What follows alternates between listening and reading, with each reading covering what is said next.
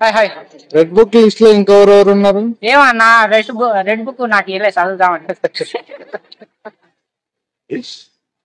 పోసాని మురళీకృష్ణ ఎట్లా ఉన్నాడు? ఆయన గుద్దబాల్పు. ఎప్పుడైనా మన అహంకారమే మనని నాశనం చేస్తుంది. విన్నావా?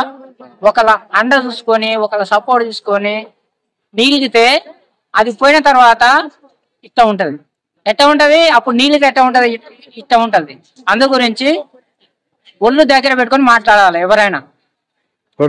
పరిస్థితి 10 ఉంటే ఏమవుతుందంట భయ్య, వాళ్ళ అండ చూసుకొని వాళ్ళ సపోర్ట్ చూసుకొని ఈడ ఉన్నదేమో ఈడికి వస్తుంది, ఈడ ఉన్నదేమో ఈడికి వస్తుంది. తారుమాత కిరిబిక్కిరి అయ్యి చెప్పేసి వాడు ఏం చేస్తున్నాడో ఎవడి తెలియదు, వాడు ఏం మాట్లాడుతున్నాడో ఎవడి తెలియదు.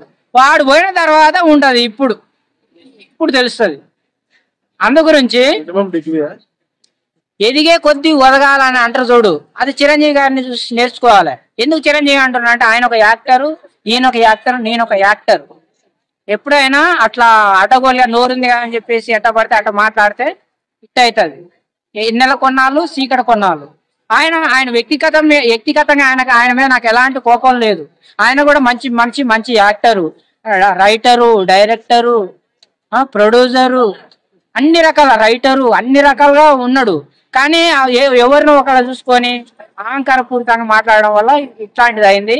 దానివల్ల ఆయన జైలుకు పోయి వాళ్ళ కుటుంబం పరిస్థితి అయోమయం జగన్నాథం అయిపోయింది. ఎవరైనా ఉండరు, ఒకళ్ళని చూసుకొని తిడితే. ఇప్పుడు కుక్క దానికల్లా అది బౌ అనదు, యజమాని తీసుకొని కొట్టుకుంటది. అది యజమాని పోగానే ఈ అమ్మ కర్ర తీసుకొని కొడుతుంటే బాంబో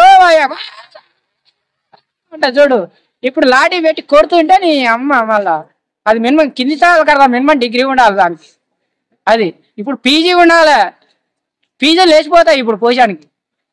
అందు గురించి ఆయన మీద నాకు ఎలాంటి కోపం లేదు. కానీ ఇట్లా దుర్మార్గంగా ఉంటే ఎవరు చెప్తున్నో చేసినావు, ఎవరు చేసినా ఇప్పుడు చేసేది నీకే కదా. అందు గురించి ఒకటి చేయడం మాత్రం మనం చేయొద్దు. మనకు ఉంటది కదా, మన బుద్ధి మన బుద్ధి ఉంటది కదా, అన్నా కదా.